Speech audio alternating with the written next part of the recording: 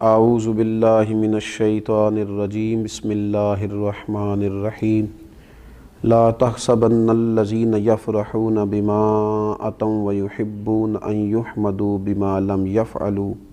صدق اللہ العظیم۔ اللہم صلی علی سیدنا و مولانا محمد معدن الجود والکرم وآلہ وصحبہ وبارک وسلم۔ اللہم صلی علی سیدنا و مولانا محمد معدن الجود والکرم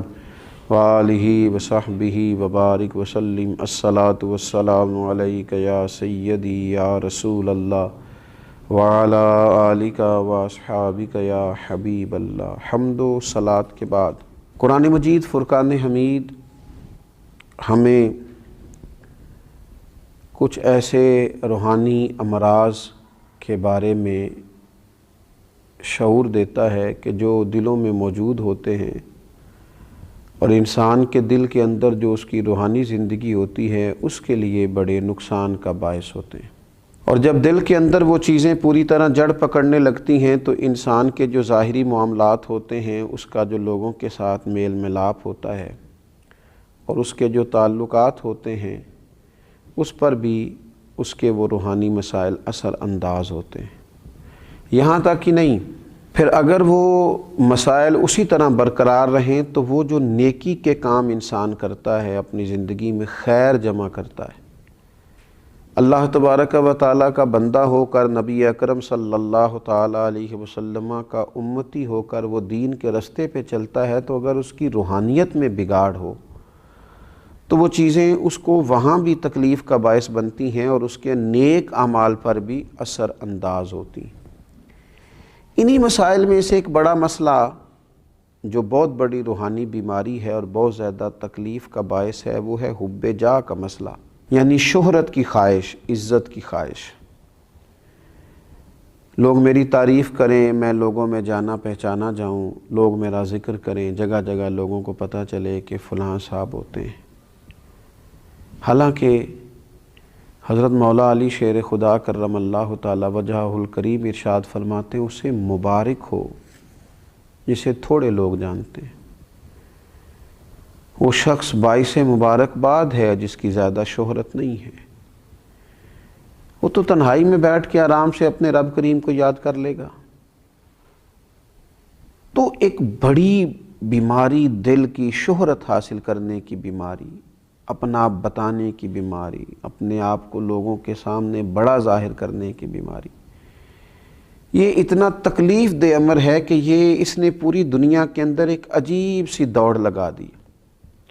جس کو اللہ تبارک و تعالیٰ نے کچھ علم دیا وہ بھی چاہتا ہے کہ اب میری شہرت ہو جائے، الا ماشاءاللہ۔ اگر کسی کو اللہ تعالیٰ نے کوئی صلاحیت دی ہے،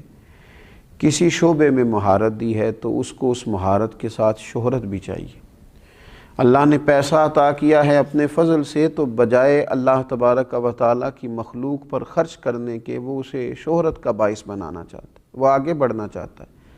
اور ہمارے زمانے میں تو ہم نے یہ دیکھا ہے کہ نیکی کا کام کرنے کے شوقین لوگ، ویلفیئر کا کام کرنا ہے، اللہ کے بندوں کی خدمت کرنی ہے، لیکن اس کے ساتھ ساتھ انہیں شہرت کی بھی ضرورت ہے۔ نبی اکرم صلی اللہ تعالیٰ علیہ وسلم سے پوچھا گیا تھا کہ یا رسول اللہ صلی اللہ تعالیٰ علیہ وسلم، ایک شخص اللہ کے رستے میں جہاد کرتا ہے، اس کی دو نیتیں ہیں، اس کے دو ارادے ہیں، وہ اللہ کو بھی راضی کرنا چاہتا ہے اور یہ بھی چاہتا ہے کہ لوگوں میں اس کی شہرت ہو جائے۔ ایسا نہیں ہے کہ رضا الہی کی نیت ہی سرے سے موجود نہیں ہے، رضا الہی بھی چاہتا ہے اور ساتھ یہ بھی چاہتا ہے کہ میرا نام ہو جائے لوگوں میں۔ تو آپ کیا فرماتے ہیں؟ تو حضور علیہ السلام نے جو فیصلہ دیا وہ سمجھنے والا ہے۔ حضور فرمانے لگے، اسے اللہ کی بارگاہ سے کوئی اجر نہیں دیا جائے گا۔ رب چونکہ وحدہ لا شریک ہے، وَإِلَٰهُكُمْ إِلَٰهٌ وَاحِدٌ لَا إِلَٰهَ إِلَّا هُوَ الرَّحْمَٰنُ الرَّحِيمُ، وہ وحدہ لا شریک ہے، تمہارا معبود، تو وہ فقط اسی عمل کو پسند کرتا ہے جو خالص اللہ کی رضا کے لیے کیا جائے۔ تو یہ جو شہرت کی طلب ہے، یہ جو ہوس ہے، یہ جو ہرس ہے، کوئی بھی نیک کام کرنا تو خواہش پیدا کر لینا کہ میری تعریف ہو، کہا جائے۔ ہاں ایک بات ہے،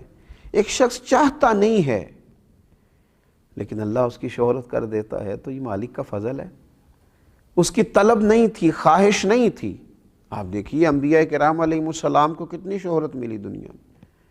خلفائے راشدین کو کتنی شہرت ملی، اللہ کے نیک بندے اولیاء اللہ کو کتنی شہرت ملی۔ وہ خود بخود اللہ تعالیٰ ان کے لیے اہتمام فضل کر دے، ان پر کرم ہو جائے، وہ بات الگ ہے، لیکن اپنی خواہش پیدا کرنا اور ہمہ وقت اس طلب اور تڑپ میں رہنا کہ ہمیں اللہ تبارک و تعالیٰ کوئی ایسا نظام کر دے کہ ہم مشہور ہو جائیں، یہ طریقہ درست نہیں ہے۔ اہل یہود کہ یہ عادت قرآن مجید نے بیان کی، ان کا طریقہ بیان کیا اور فرمایا لا تحسبن الذین یفرحون بما اتوا ویحبون ان یحمدوا بما لم یفعلوا، فرمایا ہرگز نہ سمجھنا انہیں جو خوش ہوتے ہیں اپنے کیے پر اور چاہتے ہیں کہ بے کیے پر بھی ان کی تعریف کی جائے، ایسا کام بما لم یفعلوا جو انہوں نے کیا ہی نہیں اس پر بھی چاہتے ہیں ان کی تعریف ہو، جو اہل نہیں ہے جس چیز کے اس پر بھی وہ تعریف چاہتے ہیں، جو ہنر، جو فن، جو خوبی ان کے پاس موجود ہی نہیں ہے، ان یحمدوا بما لم یفعلوا، اس پر بھی تعریف مانگتے ہیں جو کام انہوں نے کیا نہیں ہے۔ آپ دیکھیے نا، یہ ہمارے ملک میں آپ کبھی نظر دوڑا کے دیکھیں تو ڈھیر سارے لوگ ایسے ہیں جو بہت سارا کریڈٹ اپنے کھاتے میں ڈالنا چاہتے ہیں، حالانکہ وہ کام انہوں نے کیا ہی نہیں، پیسہ قوم کا لگ گیا، محنت کسی نے کی، اور تختی لگانے کی باری آئی تو ہر شخص اپنا کریڈٹ لینا چاہتا ہے، وہ کہتا ہے اس کو میرے کھاتے میں ڈال دو۔ اہل یہود کا طریقہ بتایا اللہ تعالیٰ نے، اللہ مسلمانوں کو اس سے محفوظ فرمائے۔ فرمایا کہ وہ جو نہیں کیا بے کیے پر بھی تعریف کرنا چاہتے ہیں، فرمایا ایسوں کو ہرگز عذاب سے دور نہ رکھا جائے گا، ایسوں کو ہرگز عذاب سے دور نہ جاننا، وَلَهُمْ عَذَابٌ أَلِيمٌ، ان کے لیے دردناک عذاب ہے، یہ عذاب کے مستحق ہیں اللہ کی بارگاہ میں۔ میرے نبی اکرم صلی اللہ تعالیٰ علیہ وسلم نے فرمایا انسان کے لیے برا ہونے کے لیے اتنا ہی کافی ہے کہ لوگ اس کے دین یا دنیا کے معاملے میں اس کی طرف انگلیوں سے اشارہ کریں، یعنی اس کی تعریف کریں، البتہ جسے اللہ محفوظ رکھے۔ فرمایا یہ تو برا ہونے کی علامت ہے کہ لوگ تیری تعریفیں کرتے پھریں، وہ جو تو چاہتا تھا، اگر تو چاہتا تھا، اس کی شرح میں شارحین نے لکھا اگر تو چاہتا تھا میری تعریف ہو تو پھر یہ تیرے برا ہونے کی علامت ہو گئی تیری تعریف۔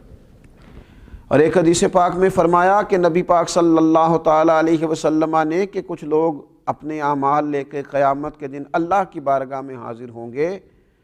تو رب فرمائے گا ان سے جا کے اجر لو جن کو دکھانے کے لیے کرتے تھے، میرے پاس تو تمہارے اس عمل کا اجر موجود ہے جو تم نے میرے لیے کیا تھا، جاؤ جا کے ان سے اجر لو۔ حضرت مولا علی شیر خدا رضی اللہ تعالیٰ عنہ فرماتے ہیں خرچ کرو لیکن شہرت نہ چاہو، اپنی شخصیت کو اس طرح بلند نہ کرو کہ تمہارا ذکر کیا جائے اور لوگ جانیں، بلکہ اپنے آپ کو چھپا کے رکھو، اسی کسے دے کچھ بھی نہ لگ دے، نہ کوئی ساڈا دردی،